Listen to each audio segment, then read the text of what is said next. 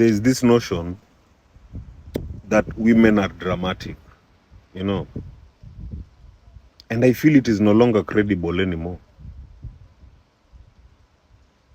Because in this day and era, in the awakening era, we are realizing even men can cause drama.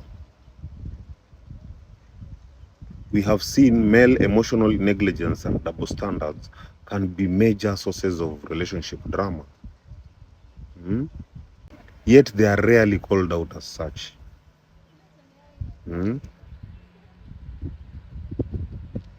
Drama isn't gendered, it's triggered. So the stereotype that women are dramatic often overlooks the cause of the outburst. Many women don't start as dramatic. They become reactive to prolonged emotional neglect, inconsistent behavior, or gaslighting from their partners. Meanwhile, men can engage in passive-aggressive behavior, emotional unavailability, or even hypocrisy, which all creates emotional instability in the relationships. Another thing, we as men are very good at disguising selfishness as simplicity. Many men pride themselves on being low maintenance or simple in relationships.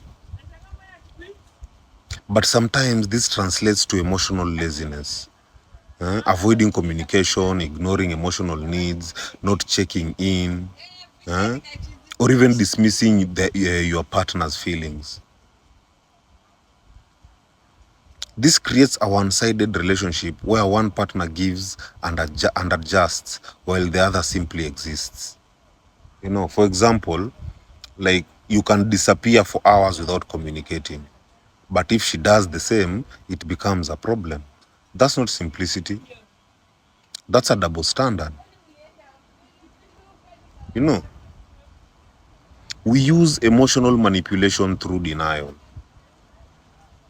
When a woman reacts to the emotional consequences of this dynamic, you know, either through confrontation, tears, or anger, you know, name it, we often dismiss that as too emotional. Either she's crazy or overreacting.